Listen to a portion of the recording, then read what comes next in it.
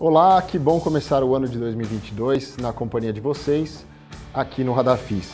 Eu sou Guilherme Caster e nós vamos desvendar juntos os investimentos em fundos imobiliários e eu conto com a participação de vocês também no chat, mande suas perguntas durante o programa.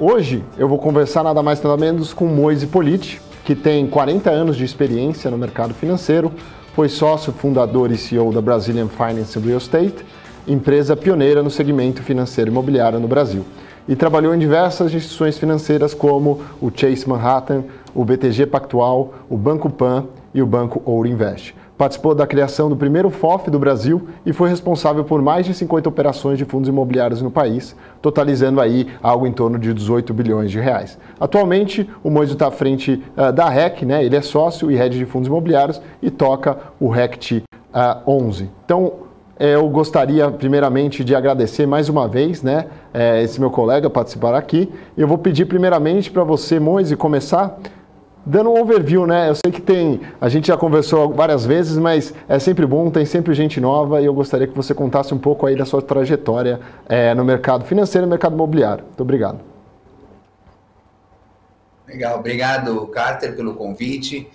Novamente, o espaço que você abre aqui para a nossa gestora. É muito bom poder trocar ideias e compartilhar conhecimentos. Espero que você esteja ouvindo bem. Você está ouvindo bem? Excelente, estou ouvindo ótimo. Legal. Bom, falando um pouco, que eu já falei várias vezes, mas olhando só fundos de investimento imobiliário, que é a nossa conversa, eu comecei em 1997 nesse setor, junto com os meus sócios da Ouro Invest, com vários profissionais do setor de real estate e do setor financeiro. Tivemos uma trajetória pioneira na área de fundos de investimento imobiliário, fazendo mais de 54 fundos, 18 bi, você já mencionou isso, né? Então, essa é mais ou menos a minha carreira no setor. Participei de empresas de securização, de recebíveis imobiliários, que é CRI, e também empresa de originação de crédito imobiliário. BM Sua Casa tinha 65 lojas para originar crédito hipotecário de longo prazo, né? Então, hoje temos uma gestora, eu sou sócio da REC, Real Estate Capital, gestão de recursos. Nós temos 4 fundos imobiliários atualmente, um FOF, um fundo de logística, um de lajes corporativas e um fundo de CRI. A gestora atualmente, ela tem um valor de gestão de algo da ordem de 3 bi 200 de reais, 3 bilhões e 200 milhões de reais, e estamos crescendo e os fundos estão indo bem na nossa visão. Tá certo. E, Moise, para a gente começar também, queria pedir para você fazer um update, né, atual do cenário aí de escritórios, né? Contar um pouco aí sobre o quanto, né, primeiramente, a pandemia afetou a gente em 2020, né, em 2021, e a gente viu, assim, uma melhora, né, até o final do ano, né, inclusive a gente optou hoje por fazer remoto por conta disso, e a gente acabou vendo no começo do ano, no final do ano, uma explosão, tanto dos casos de gripe, né, influenza, tanto os casos de Covid, não só no Brasil, mas como no mundo inteiro. Então, assim, pedir para você contar um pouco como foi esse desafio em 2020, sendo que a gente tinha um cenário mais virtuoso em 2019, né? Tanto é que a vacância do fundo era 0, se não próximo a 0, e depois a gente teve um aumento de vacância. Como é que foi 2020 para vocês, 2021? E como é que está sendo agora, né? Houve uma mudança que você sentiu no dia a dia de diminuição de procura, de postergação? Então eu queria que você contasse mais para nós sobre isso. Então, obviamente, falando do RECT 11, né, que é o Fundo de Lajes Corporativas de Escritórios, esse fundo ele se iniciou em abril, maio de 2019, foram feitas várias aquisições ao longo de 2019, e em dezembro de 2019 nós tínhamos vacância 0, né, 100% dos imóveis estavam alugados. Aí, em março de 2020, veio a pandemia e ela ficou conosco até agora, 2 anos, né, completando 2 anos. Foram 2 anos que eu posso definir como, nesse setor de lajes corporativas, um verdadeiro show de horror, né? Por que show de horror? Porque as pessoas, obviamente, por força da pandemia e do contágio, fizeram home office.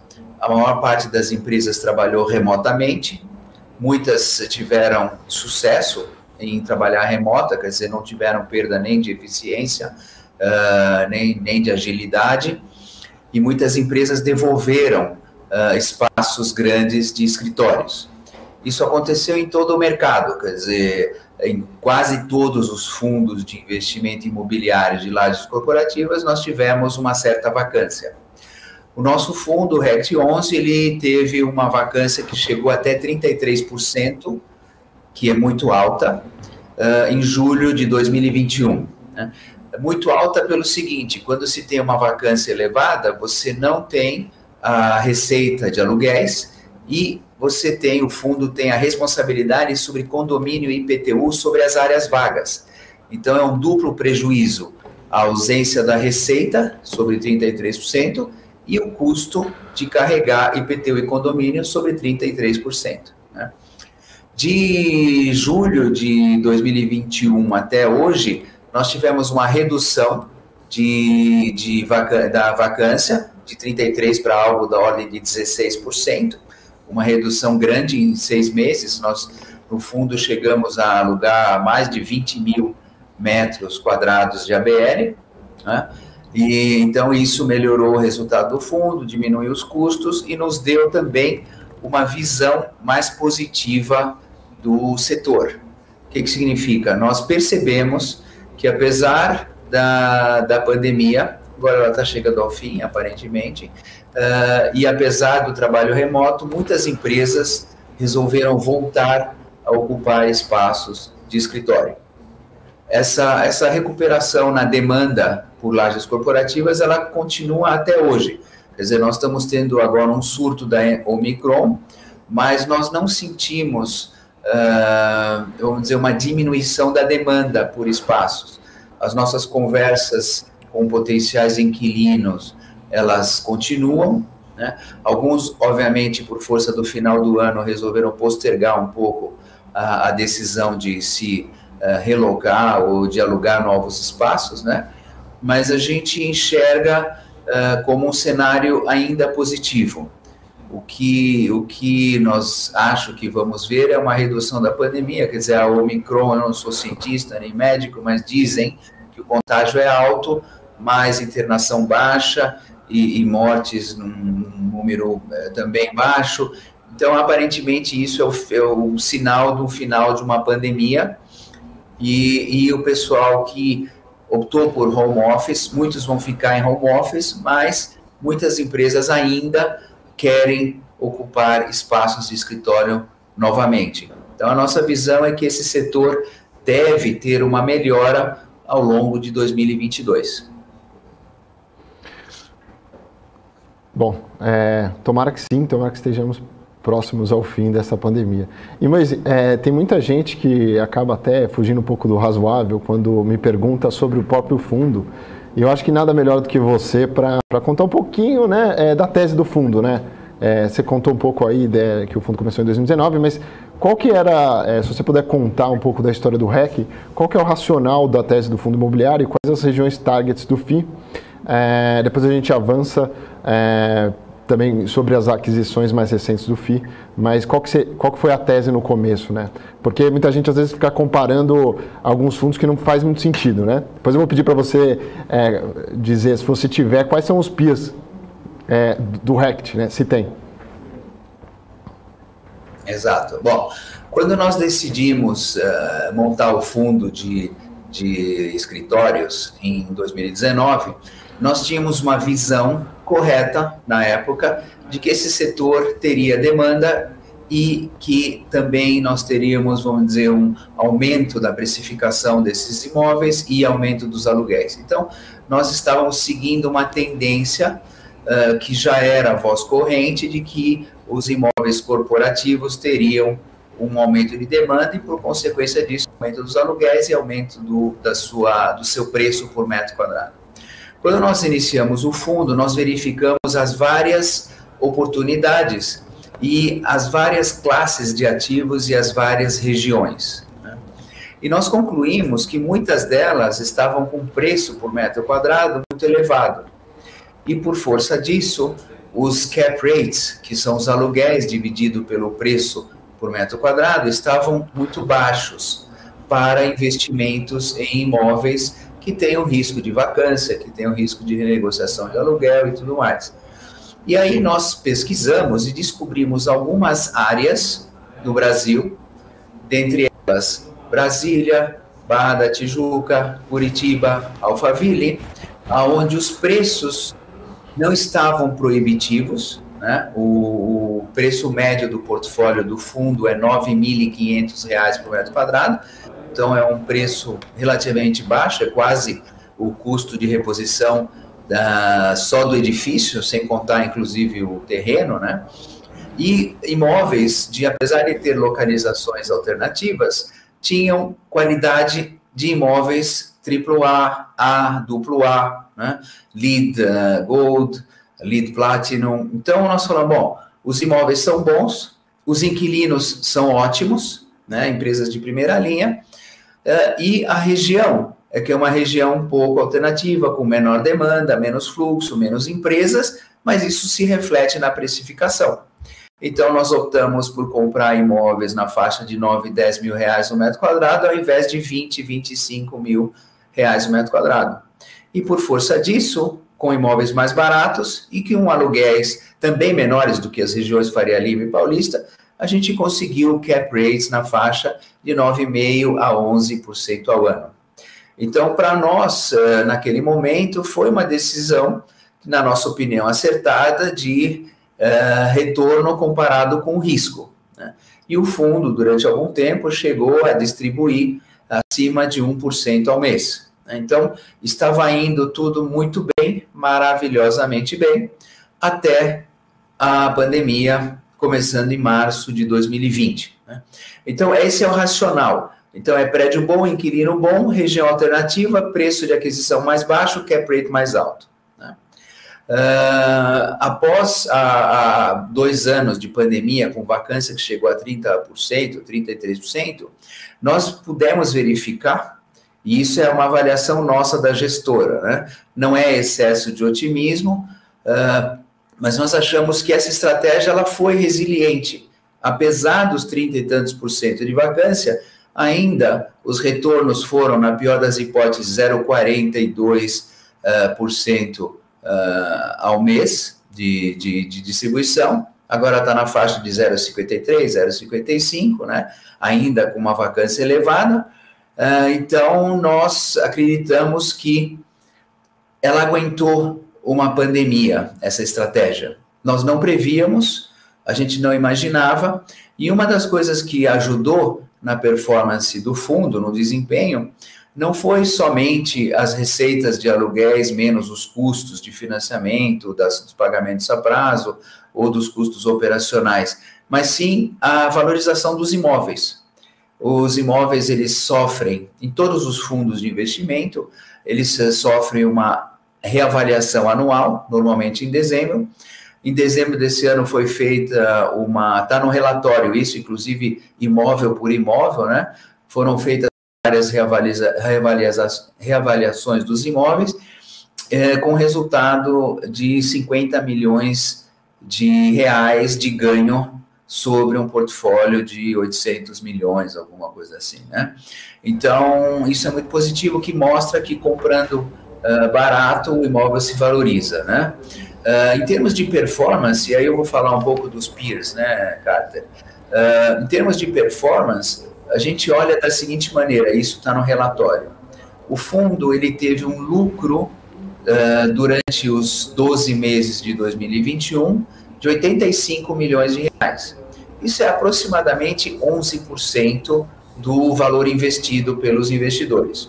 O que significa? Significa que durante um ano de pandemia, durante um ano de vacância elevadíssima, o fundo conseguiu preservar o valor econômico dos seus investidores. Se você partir do pressuposto que a inflação foi 10,5% nos últimos 12 meses, e esse portfólio deu um lucro após todo e qualquer custo de PCA na dívida, de juros, de tudo mais, deu 11%, então pelo menos o valor econômico, o valor como se fala, o purchase power, o valor de...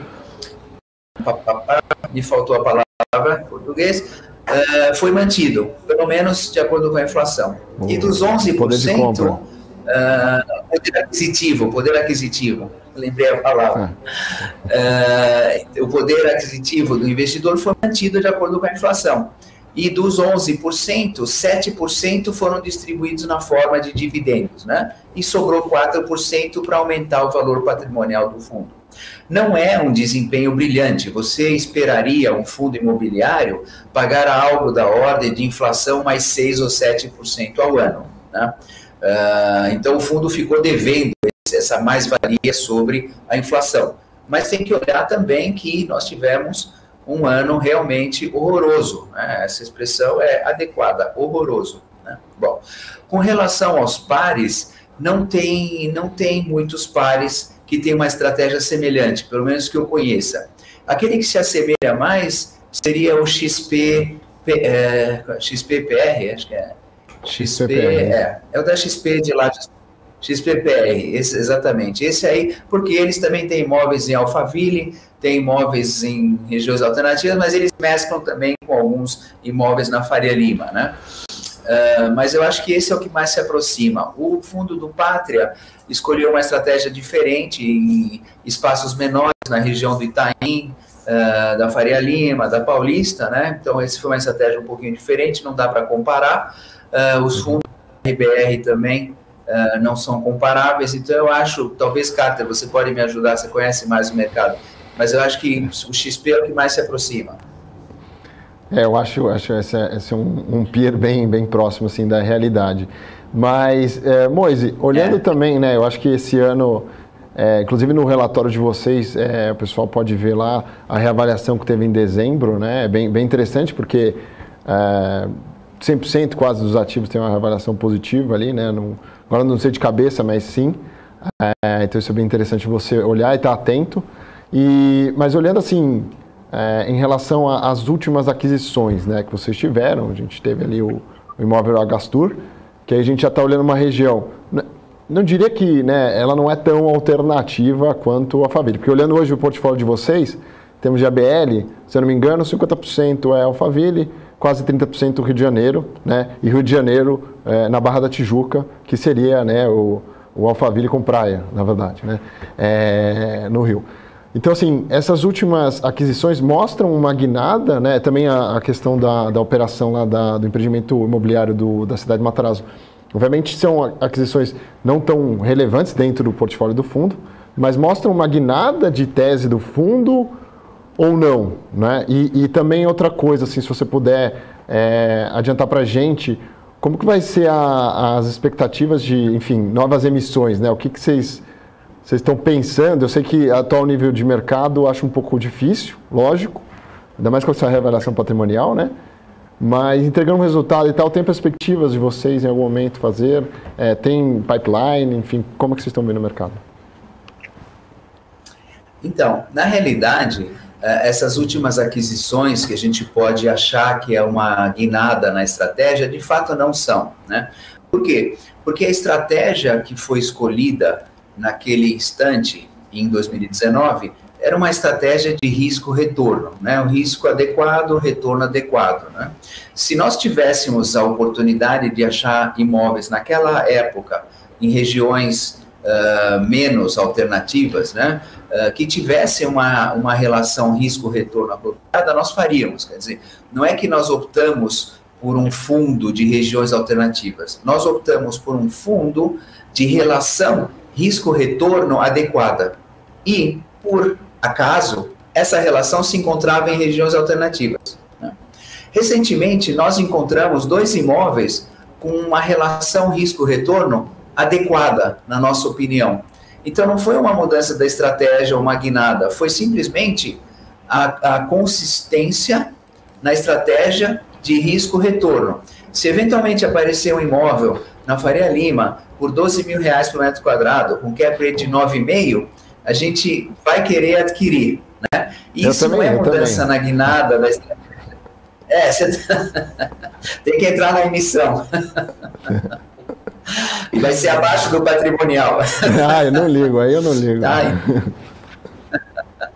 Então, na realidade, esse imóvel da Gastur, só para você ter uma ideia, ele foi um imóvel que apareceu uma oportunidade. A gente achou que o valor da aquisição é abaixo do valor de reposição, a localização é maravilhosa, e hoje a gente comprou com uma cap rate de 8,5% ao ano, e hoje já está acima de 10%, porque nós tivemos uma correção de IGPM, que foi as condições, e é um contrato take or pay. Né? Tivemos uma disputa, estamos tendo, né, uma disputa na justiça, onde o inquilino não quer um indexador e tudo mais, mas até agora, isso é informação pública, todo mundo que entra lá vê isso, até agora a gente está, vamos dizer, tendo votos positivos dos juízes, porque é um contrato, né, tipo sale leaseback, onde a aquisição foi feita com o propósito de se alugar a IGPM e tudo mais. Então, por enquanto está tudo em ordem. Então, é um imóvel que deu uma relação muito boa risco-retorno.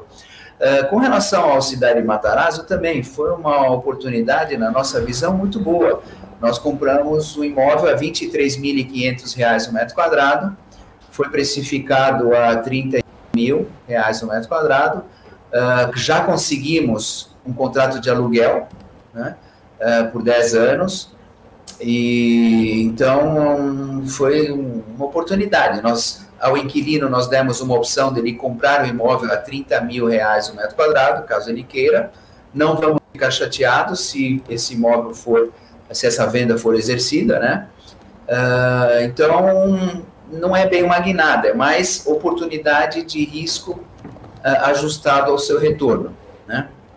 O fundo atualmente ele tem um componente de alavancagem, né, de 20%, é uma alavancagem folgada com relação a cash flow, né, mas ela ficou muito ruim ao longo de 2021 por força do aumento do IPCA.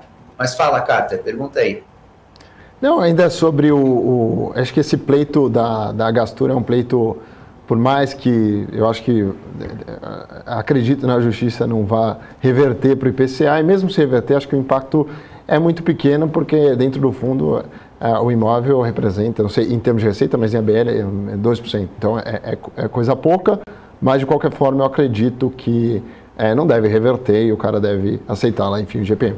Agora, dentro do imóvel, né, da operação lá de compra, eu queria que você contasse um pouco mais como é que foi essa história do empreendimento lá, Cidade Matarazzo. Eu passei lá outro dia, né, que eu ando de bike pela cidade, ali pela FGV, né, e aí eu dei a volta, muito, muito legal ali. Mas eu queria que você contasse um pouco como que foi, né, essa operação, né? A gente viu esse exercício de compra a 23.500, depois viu a reavaliação a 31.500 um metro quadrado, né? Então foi uma excelente operação em termos do ponto de vista econômico. Mas como é que foi? E se você puder contar um pouco também da história do empreendimento, né? Enfim, do arquiteto, enfim, se você puder entrar nesse detalhe também para contar um pouco da história. O empreendimento é muito bacana. A próxima vez que você passar de bicicleta lá, na Itapeva, entra no estacionamento e você vai conhecer o hotel, que já está pronto, e os restaurantes, 3 deles já estão prontos também. E eu fui almoçar lá no sábado, né? É maravilhoso, é um hotel assim espetacular, um restaurante maravilhoso. Eles têm também um bar, um jazz bar, que toca uma banda de jazz todas as noites, exceto as segundas-feiras, né? Jardim maravilhoso, decoração incrível. O hotel é uma loucura. Acho que na América Latina não tem nada parecido com esse hotel. O que é o empreendimento? O empreendimento, ele era Hospital e Maternidade Matarazzo, que por força das condições econômicas e por força da situação financeira do hospital, ele foi fechado, acho que em 1993, eu não sei exatamente, 88, e no ano de 2009, um empresário francês, Alex Salar, que já fez retrofit em Paris, no Hotel Royal Monceau, e fez alguns outros empreendimentos, adquiriu esse terreno e levou muito tempo para aprovar e ter a autorização, porque uma parte é tombada com TEFAT, e você transformar um imóvel de hospital para hotel, prédio de escritórios, parte de varejo, não é uma coisa muito simples a nível de aprovação na prefeitura. Mas esse empreendimento, ele se iniciou, construção, e hoje já estão prontos o hotel, com 140, 150 quartos, um residencial, né, com 100 e alguns quartos, 110 quartos, ou apartamentos, e um prédio corporativo de 5 andares, 5 lajes, dos quais 3 delas o Fundo RECT adquiriu, as 3 lajes superiores, né? Em maio de 2023, existe uma previsão de abertura da parte de varejo, né, que é bem na frente. Então, é um uso misto, né? Você tem residencial, comercial e tem lojas. Então, vai ter lojas, vai ter um teatro cujo o Bradesco já nomeou, né? Fez os naming rights, vai ter um centro de wellness, centro de alimentação, comida orgânica, restaurantes. Quer dizer, vai ser um espaço muito semelhante ao Cidade Jardim, que já existe, né? Onde você tem um residencial, você tem o comercial e você tem as lojas do shopping. Então, algo desse gênero, mas é diferente, não dá para ter uma comparação, né? Então, é um empreendimento que vale a pena conhecer. Quem tiver a oportunidade de ir lá um dia almoçar ou conhecer o bar, é uma coisa extraordinária, né? Como foi a compra? A compra em março de 2021, é isso, 2021, nós tínhamos, ou 2020, agora estou perdendo as coisas, acho que foi 2020, existia uma necessidade de recursos para a construção do hotel, nós fizemos um financiamento e, por força disso, nós negociamos uma opção de compra dos 3 andares. A opção foi exercida, a gente ainda não pagou, nós estamos esperando algumas condições precedentes, que é alguns registros na matrícula do Habits e algumas tecnicalidades para poder realizar finalmente a aquisição. E nós temos um compromisso, eventualmente, de fazer vamos dizer, colocar o FITAL tudo para receber o inquilino, aí teria um investimento um pouquinho maior, mas teria um ajuste no aluguel também, que levaria o cap rate para algo acima do que está hoje. Então, é mais ou menos essa história. Estamos felizes de ter comprado e ficaremos felizes se for exercido e ficaremos felizes se não for exercido a opção. Então, tá tudo certo. Tá ótimo. Bom, acho que mais para agora, para encerrar mesmo, Moisés, eu queria, acho que a gente começando o ano, né, a gente até fez, ontem fiz uma live e tal, a gente pegou até dados do Banco Central, né, como que fechamos o ano, nos últimos 5 anos, como que fechamos o ano e como é que foi a previsão, né, do mercado no começo desse ano, né. E assim, um erro crasso em todos os anos, né, então, mas a gente, como bom investidor, como bom, a gente vai olhar lá todo o começo do ano para ver o que o mercado está projetando, mesmo que a gente sabendo que está tudo errado, mas enfim, o que eu gostaria de pedir do teu lado uma visão assim da casa, da REC, sobre perspectivas do mercado imobiliário para esse ano, né, e para o ano de 2023. Você acha que vai ser um ano desafiador? Temos eleições, temos aí já barulho de problemas fiscais e outras coisas aí que... qual que é a visão de vocês para esse ano no mercado imobiliário e para o ano que vem? Então, falando de mercado imobiliário em geral, né, é um pouco difícil, mas porque ele tem várias classes de ativos. A gente acha que logística continua bem, a demanda por e-commerce é grande, a demanda por distribuição e logística é maior do que a disponibilidade de galpões e centros de logística, então tem muitos outros gestores que estão desenvolvendo novos galpões, novos centros de distribuição. Com relação ao residencial, a gente acha que vai ser flat, por quê? Porque subiu muito nos últimos 12 meses a precificação, né? A demanda esfriou um pouquinho agora. Com relação aos escritórios, é uma question mark, a gente não sabe bem se o negócio vai recuperar, mas a gente acha que recupera lentamente. Com relação a shopping center, a gente acha que tem uma recuperação também. Agora, é importante fazer uma distinção de mercado imobiliário e mercado de fundos imobiliários. O que significa? Às vezes, o mercado de fundos imobiliários ele anda junto com o mercado imobiliário. E, às vezes, o mercado de fundos imobiliários ele anda diferente do mercado imobiliário, né? Então, às vezes, o imóvel sobe de preço e o fundo cai. E, às vezes, o imóvel não acontece nada e o fundo sobe. Por quê? Porque os fatores que afetam as cotações dos fundos imobiliários, eles têm alguns fatores a mais do que simplesmente o imobiliário. Ele tem a Selic, ele tem toda a questão fiscal, ele tem a questão de ano eleitoral, volatilidade, crise de caminhoneiro, fita do Joesley. Então, muitas coisas influenciam a mais do que o mercado imobiliário per si, né? Isso posto, em ano eleitoral, a gente sempre espera mais volatilidade do setor de fundos imobiliários. Volatilidade. Então, um investidor atento, ele tem que vender quando sobe e comprar quando cai. E não fazer ao contrário. E esse ano vai dar muitas oportunidades. A maior parte dos fundos de tijolo, de qualquer natureza, estão descontados, né? Todos estão a 30%, 40% abaixo do seu valor justo, ou do seu valor patrimonial. Isto posto, pode ser uma oportunidade de compra. Não estou recomendando, estou simplesmente, né, food for thought, quer dizer, só brainstorming, né? E daqui a algum tempo, talvez essa situação se reverta. Aí é hora de vender. Então, eu acho que esse ano vai dar muita oportunidade para trading. O fundo imobiliário é um investimento com visão de médio e longo prazo.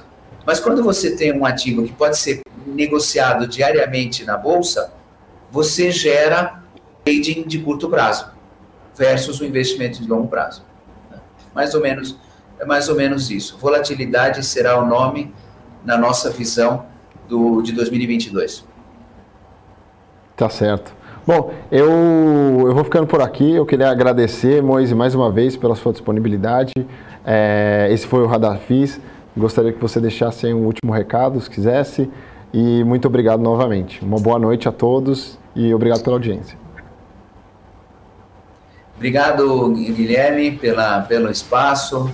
Obrigado pelo trabalho que vocês fazem em levar conhecimento, compartilhamento de experiências para os novos investidores, né, em fundo imobiliário.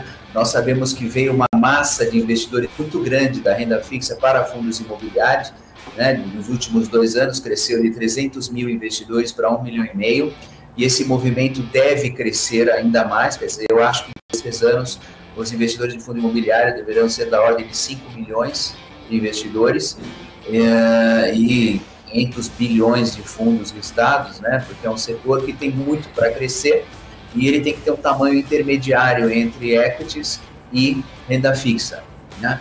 E dentro desse contexto, muitos investidores novos ainda estão aprendendo. Então, o importante é poder disseminar informações, conhecimento, educação, e o investidor, sempre antes de investir, olhar o que tem dentro desse fundo imobiliário, olhar o portfólio, como o gestor olha, enxerga, como gerencia o portfólio, se gosta ou não da classe de ativo, né? Então, estudar sempre antes de tomar a decisão de investir. É isso aí. Muito obrigado, então. Bom, pessoal, eu vou ficando por aqui. Muito obrigado pela participação de todos. Esse foi o Radar FIS. Obrigado pela audiência e até a próxima. Muito obrigado.